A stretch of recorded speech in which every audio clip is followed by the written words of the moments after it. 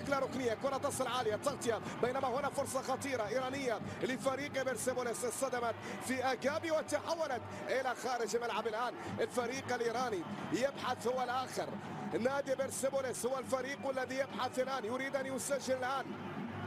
كانت عندنا محاولة وهنا تمرير، فرصة عن طريق أكرم، أكرم يا أكرم، أكرم يا أكرم، الله الله الله على كرة مميزة كانت بنقلات رائعة، كانت حمد إسماعيل في البداية، بغداد في الثانية، أكرم السلام، أكرم وجد المكان، اختار زاوية بوليس. الفريق الإيراني يمرر هذه الكرة، اللاعب مهدي ترابي في الطرف ليس، لكن مميز بيدرو مينجل في التغطية الدفاعية، وبالتالي تحولت هذه الكرة. لكن برافو، مباراة جميلة، مباراة جميلة وبداية جميلة من الفريقين في هذا اللقاء، من السد وكذلك من فريق بيرسيبوليس في اللقطات الأولى في هذا الموسم في هذه البطولة. كرة خطورة كانت، ولكن برافو سعد الشيب، تصدى في اللقطة الماضية، خطيرة كانت ومضاغطة كانت لفريق بيرسيبوليس من الرمية الجانبية. الحكم الكوري لم يرفع الراية، الحكم المساعد الثاني السيد يانغ جول، وبالتالي اللعب استمر، والكرة هنا في هذه الأثناء إلى خارج الملعب، تحولت إلى ركلة ركنية تركها، وصلت إلى أكرم، لكن تمريرة أكرم استعجل في اللقطة الماضية، كان بإمكانه أن يستحوذ على الكرة بمهارته، كاد أن يشكل كذلك، وكان بالإمكان أن يشكل خطورة أكبر في اللقطة الأخيرة بالنسبة مميز بالنسبة للحضور الجماهيري مع عودة الأندية العراقية. هنا فرصة خطيرة تأتي لفريق بيرسيبوليس، لكن سعد الشيب تصدى في الكرة الماضية، سعد الشيب تصدى، اسماعيل عند الكرة، وصلت إلى بغداد، بونجاح يمرر، أكرم عند الكرة، ممتاز، هنا يتقدم أكرم إلى بغداد، بونجاح بالكعب، مثالية الهيدوس، ضاعت هذه الكرة، لكن يا لها من نقلات، تيكي تاكا السد حضرت في اللقطة الماضية وفي لقطة كذلك. هيدوس حسن عند الكرة، عرضية تأتي خطيرة، ولكن بمبدأ الأمان الشجاعي خليل زادة أبعد هذه الكرة إلى خارج الملعب، تحولت إلى ركلة ركنية. طبعا يوم الأمس شاهدنا الريان عاد من خسارة وفاز على فريق لوكوموتيف طاشقند، هنا فيها لاعب من شاب إلى فريق الاستقلال.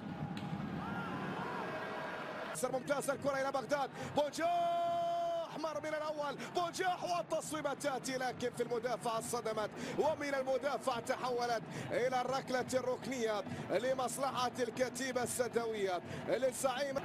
يمرر الكرة، وصلت إلى جابي، منقول الكرة، جابي يحاول، بينما هنا مطالبة كانت بوجود خطأ، جابي الاسباني كان يطالب بوجود خطأ في اللقطة الماضية، الحكم اشار الى استمرارية اللعب، ربما كان هناك اعتراض في اللقطة. ممتازة عبد الكريم، كرة ما زالت الهيدوس، حاول فيها حسن، لكن منقول الكرة باليسار، عبد الكريم حسن، أكرم يطلب الكرة ولكن وصلت لأبة أخرى، تشافي اللي كنا نتمنى أن يكون حاضر، لدينا فرصة خطيرة، أكرم يمرر، بعد ذلك وصلت إلى بغداد، بونجاح وتمرير، جابي لديه الكرة، ولكن كرة قطعت من أمام جابي، عادت لفريق بيرسيبوليس طويلة هذه الكرة يلحق بها اللاعب الإيراني، لكن في الأخير الكرة طالت وتحولت إلى خارج الملعب، وأصبحت إلى رمية تماس. الآن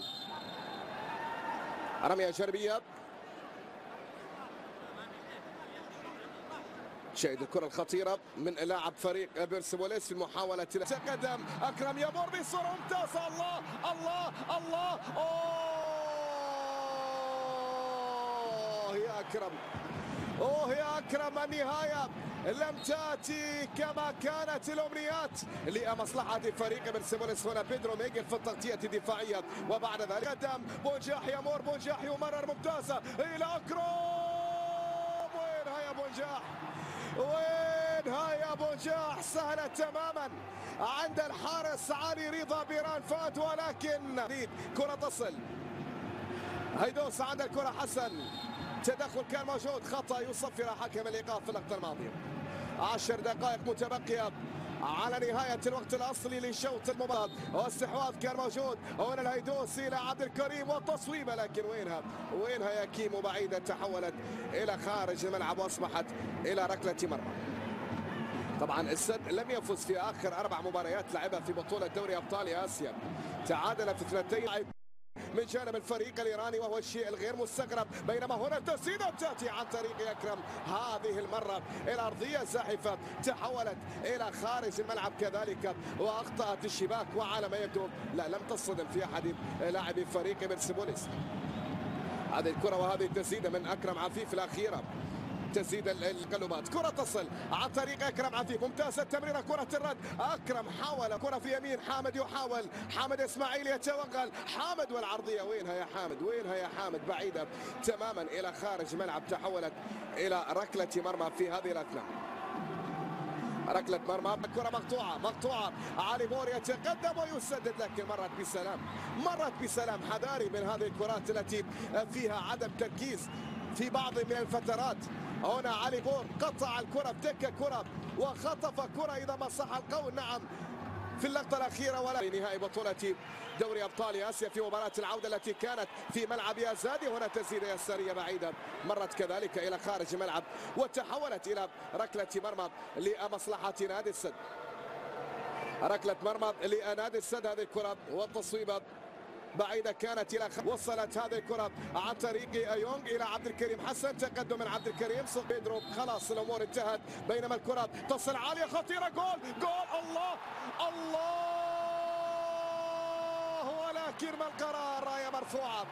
راية مرفوعة، بغداد بنجاح. أريد أن أشاهد هذه الإعادة، هل كان هناك تسلل على بغداد بنجاح؟ هنا بغداد خطيرة للسد، ما زالت الهيدوس، ممتاز حسن الهيدوس، وعرضية باتجاه بغداد.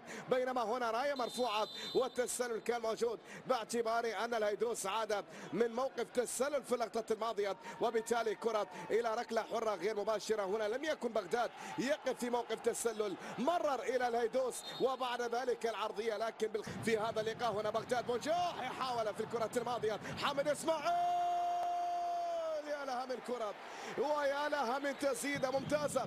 نعم القرار كان مميز، قرار التسديد مباشرة من حامد. عند الكرة يحاول إلى حامد إسماعيل، كرة خطيرة من حامد إسماعيل، بغداد جول، هذه جول،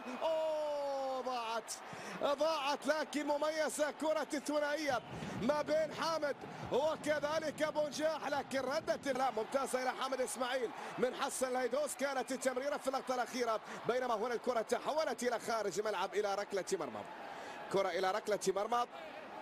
اصطدام حدث وبكل روح رياضية، طبعا روح رياضية سائدة هنا ما بين اللاعبين في هذا اللقاء، شجاعي خليل زادة وحامد إسماعيل. يستمر، كرة تصل عن طريق علي بور، ممتازة التمريرة، وهنا الفرصة خطيرة ولكن مرت بسلام، جانبت القائم الأيسر وتحولت إلى خارج ملعب. سلامات لحامد إسماعيل، وكان حقيقة بالإمكان من اللاعب الإيراني لاعب فريق بيرسيبوليس منذ هذه اللقطة ومنذ هذه الإصابة أن يبعد هذه الكرة، ولكن طبعا كل دقيقة بحساباتها بالنسبة لي. من فريق سايبر مهدي ترابي يرسل كرة عالية خطيرة ولكن إلى خارج الملعب، مرت كذلك كرة خطيرة كانت عن طريق المتقدم هنا أحمد نور الله، هذا اللاعب الواضح في الصورة سعد انبرى الكرة الأخيرة، وفي الأخير من أحمد نور الله تحولت إلى خارج ملعب. رفع القدم كان موجود من أحمد نور الله في محاولة اوزفالدو فيريرا، كرة تصل منقولة، هذه الكرة من الجهة اليمنى، محاولة عرضية لفريق بيرسيبوليس، تحولت هذه المرة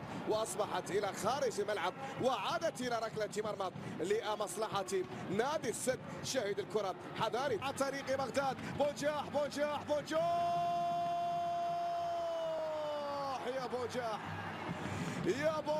يا بنجاح ممتازة كانت اليمينية، لكن علي رضا بيران فاند يتصدى في الكرة الماضية. شاهد الكرة يا لها من تسديدة قوية، لكن حارس قوي.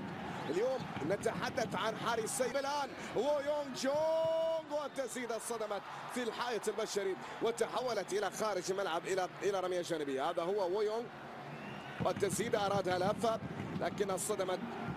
خرافي على صعيد البطولات. بينما هنا محاولة لفريق بيرسيبوليس خطيرة تأتي، لكن لحسن الحظ أنها كانت في الشباك الجانبية وتحولت إلى خارج الملعب وأصبحت إلى ركلة مرمى. نعم هذه الجماهير أمنياتها بأن تشاهد السد حاصدا لبطولات الدونجين، كان قد أشار إلى استمرارية اللعب، وأذكر بأن هناك هدف كان قد بغداد. الهيدوس خذ مكان، الهيدوس جول ضاعت كرة الهيدوس، لكن يا لها من نقلات ومن لمسات لكن لا تكتمل. اللمسة الأخيرة غابت عن الزعيم في هذا اللقاء. اللمسة الأخيرة هي التي يحتاجها نادي السد العالية. وصلت في الطرف الايسر، ما زالت الكرة خطيرة ايرانية، تصويبة تاتي لكنها مرت بعيدة الى خارج ملعب كرة مهدي ترابي، وبالتالي تحولت الى ركلة مرمى في هذه الاثناء. شاهد الكرة وهذا